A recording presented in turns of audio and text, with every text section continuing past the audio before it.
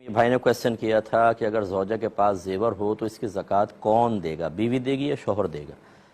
دیکھیں، جب ایک انسان عاقل بالغ ہو جاتا ہے تو شرعی احکام کا مکلف ہو جاتا ہے، یعنی اس کی طرف پہ شرعی احکام متوجہ ہوتے ہیں۔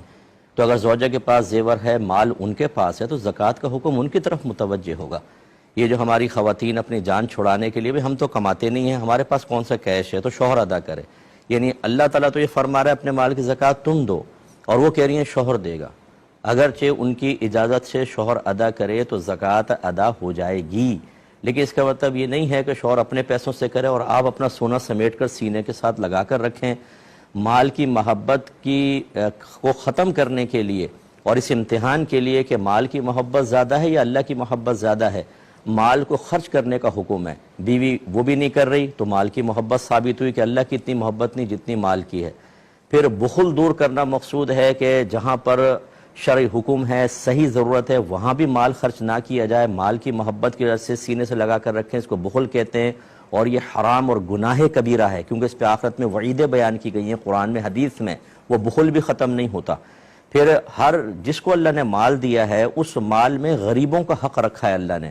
تو بیوی اگر اپنا مال ہی خرچ نہیں کرتی، اس میں غریبوں کا حق بھی نہیں گیا، تو کیا میدان معاشر میں انعام کی مستحق ہوں گی؟ کس سوچ کے ساتھ بیٹھی ہوئی ہیں کہ آپ زیور بھی استعمال کریں، کسی کو نہ دیں، اللہ کے لیے نہ جائے، ان بچوں کے لیے جائے جو نماز بھی نہیں پڑھتے، وہ بچے جو نافرمان بھی ہو سکتے ہیں، وہ بچے جو شاید آپ کے مرنے کے بعد آپ کے لیے ہاتھ اٹھا کر دعا بھی نہیں مانگیں گے۔ اپنی اولاد سے میں کوئی نفرت کے لیے نہیں کہہ رہا ہوں، جیسی بھی اولاد ہو سب کو پیاری ہوتی ہے، آپ ان کے لیے کچھ کر کے جائیں، یہ بھی مذہب منع نہیں کرتا، لیکن میں تو ایک آپ کو یہ سوچ اور فکر دے رہا ہوں کہ آپ تقابل تو کر کے دیکھیں کن کے لیے آپ زیور چھوڑ کے جانے کے چکر میں ہیں،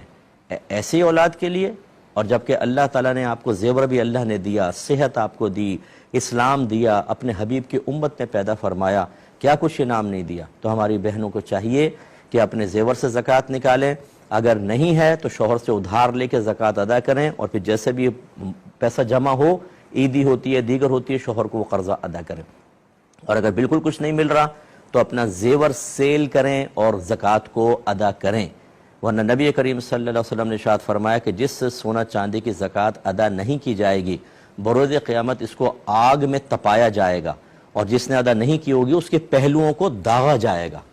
اور پھر اس کے لیے جہنم کا فیصلہ ہوگا۔ اس کا مطلب یہ تو جہنم میں جانے سے پہلے یہ معاملات اسٹارٹ ہو جائیں گے۔ اس لیے خرچ کریں اور اللہ کی راہ میں دیں، بالکل بخل میں مبتلا نہ ہوں۔ یہ بعض بہنیں کہتی ہیں جی ہمارا تو سونے کا سیٹ خراب ہو جائے گا، بہن خراب نہیں ہوگا، بنے گا، سنورے گا،